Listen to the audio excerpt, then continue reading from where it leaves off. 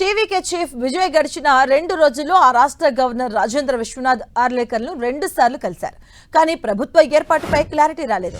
118 మంది ఎమ్మెల్యేల మద్దతు లేఖలు సమర్పిస్తేనే ప్రభుత్వ ఏర్పాటుకు అనుమతి వస్తుందని గవర్నర్ చెప్పినట్టుగా తెలుస్తుంది.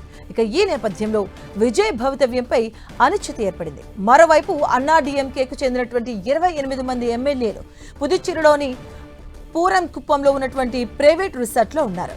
అన్నాడీఎంకే ఆ 28 మంది ఎమ్మెల్యేలు ఆ పార్టీ సీనియర్ నేత సివి షణ్ముగంకు మద్దతుదారులు.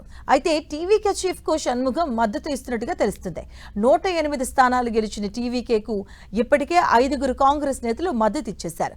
ఇక మెజార్టీకి కావాల్సింది మరో 6 మంది ఎమ్మెల్యేలు సపోర్ట్. అయితే ప్రభుత్వ ఏర్పాటుకు మ్యాజిక్ మార్క్ అవసరమైన నేపథ్యంలో అన్నాడీఎంకే నేతలతో టీవీకే టచ్ లో ఉన్నట్లుగా కూడా సమాచారం. మాజీ మంత్రి కేవీ సెంగొట్టియాన్లో ఈ కోణంలో ప్రయత్నాలు మొదలుపెట్టారు. అన్నాడీఎంకే నేత సివి షణ్ముగంకు డిప్యూటీ సీఎం పోస్ట్ ఇచ్చే అవకాశాలు ఉన్నట్లుగా ఊహాగానాలు వినిపిస్తున్నాయి. కానీ అన్నాడీఎంకే సీనియర్ నేత general secretary Edappadi K Palaniswami మాత్రం టీవీకేకు మద్దతు ఇవ్వడాన్ని వ్యతిరేకిస్తున్నారు. దీంతో అన్నాడీఎంకే పార్టీలో చీలికలు వస్తున్నట్టుగా రూమర్స్ వస్తున్నాయి.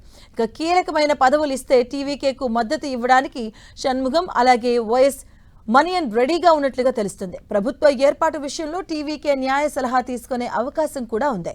సుప్రీంకోర్టు లేదా హైకోర్టును ఆ పార్టీ ఆశ్రయించబోతున్నట్టుగా చెబుతున్నారు. ఇక తమిళనాడులో మరోసారి ఎన్నికలు నిర్వహించాలని కొందరు నేతలు అభిప్రాయపడ్డారు.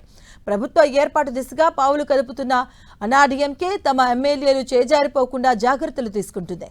ఇప్పటికే రాష్ట్రంలో క్యాంపు రాజకీయాలు మొదలయ్యాయి.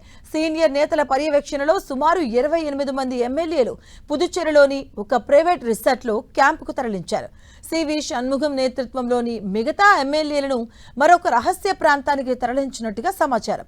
తమ ఎమ్మెల్యేలపై ఒత్తిడి రాకుండా ఉండేందుకే ఈ నిర్ణయం తీసుకున్నట్లుగా పార్టీ వర్గాలు వెల్లడిస్తున్నాయి.